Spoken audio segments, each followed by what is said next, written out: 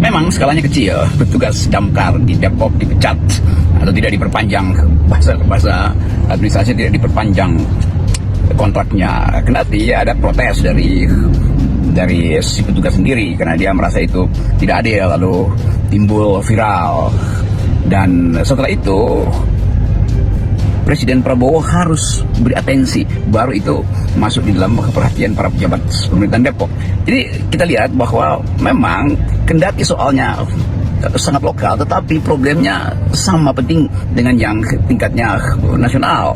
Karena ini soal keadilan, soal kelurusan prosedural pemecatan seorang. Dan itu sebetulnya kita lihat bahwa ada arogansi juga pada pemerintah di semua tingkatan yang mengabaikan prosedur standar untuk memecat seorang atau menghentikan kontraknya. Apalagi di belakang cerita pemecatan itu ada kasus, yaitu yang bersangkutan sebagai orang yang tahu betapa pentingnya kesiagaan pemadam kebakaran itu ternyata menemukan dan mulai membongkar ada korupsi di dinas atau di urusan pemadam kebakaran. Jadi sebetulnya ini yang jadi isu utama, bahwa dia membongkar korupsi, karena itu dia tidak diperpanjang kontraknya tuh. Mungkin dia tidak berhubungan, tetapi orang akhirnya mau lihat bahwa mengapa setelah korupsi itu diperlihatkan kendati dalam skala kecil, lalu terjadi peristiwa hukumnya, yaitu tidak diperpanjang kontrak dari si pembongkar korupsi. Kan itu yang mesti dicari hubungannya, kaitannya tuh.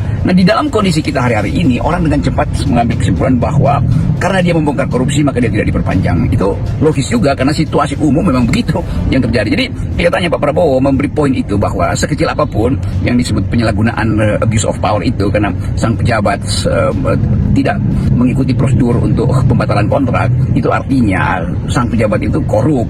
Apa yang korup? Ya mentalnya korup, karena berupaya memanfaatkan kedudukan kepejabatan yang tinggi itu untuk mentelantarkan hak dari pegawai rendahan, yaitu sebagai petugas pemadam kebakaran. Apalagi kalau kita hubungkan dengan kondisi bahwa pemadam kebakaran itu harus sempurna peralatannya. Jadi kelihatannya itu masalahnya kenapa ini kemudian jadi soal besar atau soal yang serius, sehingga Pak Prabowo sebagai presiden harus memberi atensi terhadap kasus yang lokal ini, tapi dengan impact yang sama berbahayanya kalau tidak dimulai upaya untuk menertibkan arogansi dari para pejabat pemerintahan. Ya, jadi kalau sampai presiden harus memberi atensi pada sesuatu yang sifatnya terlalu mikro, itu artinya pada Presiden Prabowo ada satu prinsip, bahwa semua hal di dalam skala apapun, kalau itu menyangkut penyalahgunaan abuse of power, penyalahgunaan kewenangan, itu artinya kesetaraan warga negara untuk memperjuangkan hak terhalang oleh hierarki birokrasi atau hierarki kekuasaan di dalam jabatan di sebuah instansi. Jadi itu poin yang bagus untuk kita mulai pelajari, bahwa pemerintahan ini berbeda dengan pemerintahan sebelumnya tuh, dan itu yang diterangkan juga oleh anggota DPRD dari fraksi Gerindra, bahwa pemerintahan hari ini berbeda dengan watak pemerintahan sebelumnya yang hanya ingin cari pencitraan, tapi tidak menimbulkan semacam kepastian bahwa akan ada penegakan hukum. Jadi soal yang mikro ini kemudian kita bawa ke dalam tema besar, yaitu korupsi itu memang berlangsung di semua tempat di mana ada, atau di semua lini kekuasaan di mana ada surplus kekuasaan tuh. Jadi hubungan antara atasan bawahan, kalau itu dilakukan secara manipulatif, itu namanya abuse of power. Itu pula yang harus kita terangkan pada publik, bahwa Presiden Jokowi selalu ada dalam sorotan itu, bahwa beliau melakukan abuse of power ketika dia berkuasa, yaitu memaksakan kepentingan dia dengan melanggar hukum atau menghalangi hukum untuk mencegah ambisi Presiden Jokowi di dalam semua hal, termasuk urusan politik dan urusan kebijakan publik. Nah, ini yang dimaksud, bahwa urusan-urusan kecil itu sebetulnya merupakan kondisi mikro untuk membaca kondisi makro. Jadi kalau dengan asumsi yang sama kita katakan, kalau yang kecil pun tidak bisa diselesaikan, apalagi yang besar-besar. Nah, keprihatinan ini yang membuat netizen pers itu bereaksi lebih cepat berdasarkan informasi awal, yaitu di situ tercium ada ketidakadilan, bahwa seorang petugas pemadam kebakaran yang berprestasi, yang mendedikasikan profesinya untuk melayani publik, justru dibatalkan haknya untuk memperoleh kenaikan jabatan, atau bahkan jabatannya itu dihilangkan dengan membatalkan kontrak. Jadi ethics of care yang seharusnya ada pada pejabat-pejabat yang melayani kepentingan publik di rumah sakit, damkar, urusan kependudukan, harusnya dikedepankan, bukan dengan cara arogan memamerkan kekuasaan lalu melakukan semacam tindakan sepihak, yaitu yang bagi siapa namanya tuh Pak petugas damkar itu adalah hidup dia seluruhnya. Kan 10 tahun dia ada di dinas itu, tiba-tiba tanpa satu-satunya kejelasan adalah yang bersangkutan membongkar dugaan korupsi di Damkar Depok. Jadi ini petunjuk pertama bahwa kemampuan kita untuk menghasilkan keadilan bisa dimulai dari hal-hal yang mikro ini.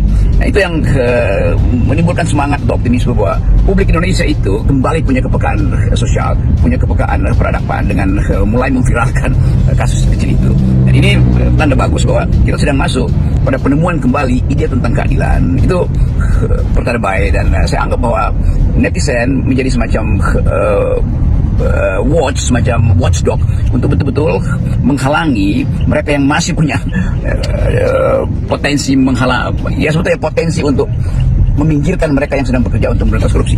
Jadi sekali lagi, kendati ini soal kecil, tetapi impactnya akan besar. Nah, kita bayangkan misalnya dengan peristiwa ini, banyak dinas yang harus hati-hati dan mulai membersihkan dirinya, karena atensi bisa tiba-tiba datang dari kepala negara hanya berdasarkan laporan yang beredar di media massa, beredar di sosial media bahkan tuh. Nah, ini soal yang di awal mungkin kita anggap ini remeh-temeh, tetapi di belakang ini ada cerita besar tentang upaya memberantas korupsi mulai dari akar yang paling serabut, yaitu di tempat-tempat di mana pelayanan publik yang tidak bisa dikendalikan secara nasional, tetapi mata netizen ada di semua birokrasi, bahkan di tingkat yang paling lokal.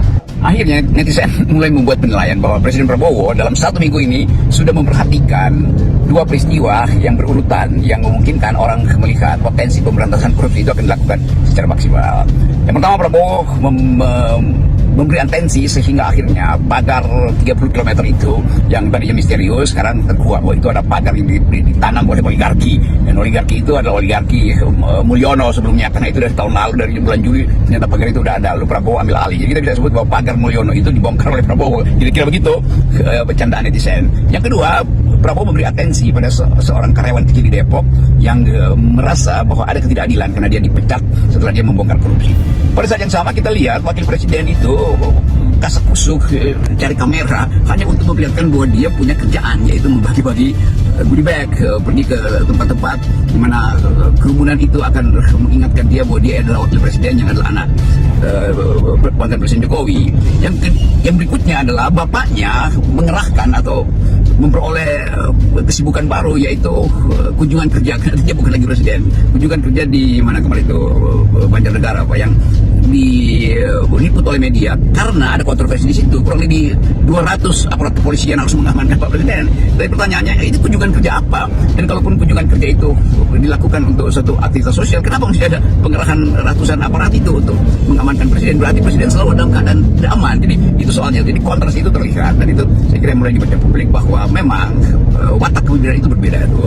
Presiden Jokowi masih ketagihan kamera supaya selalu ada pemberitaan, sementara Presiden Prabowo itu memastikan bahwa bahkan di tingkat mikro itu semua hal yang menyangkut manipulasi kekuasaan itu, abuse of power, harus betul-betul dipangkas. Dan kontras ini yang akhirnya orang simpulkan bahwa memang ada upaya untuk membersihkan sisa-sisa feodalisme, sisa-sisa sebut aja kultur manipulatif dari rejim sebelumnya. Dan dalam upaya untuk membaca perbedaan itu, dugaan-dugaan publik adalah bahwa akan ada satu tindakan yang drastis setelah 1 hari, yaitu dengan cara yang bijak, perampingan kabinet. Sebut dengan cara yang mungkin lebih kasar, yaitu pemangkasan mereka yang masih terindikasi terkait dengan rejim sebelumnya.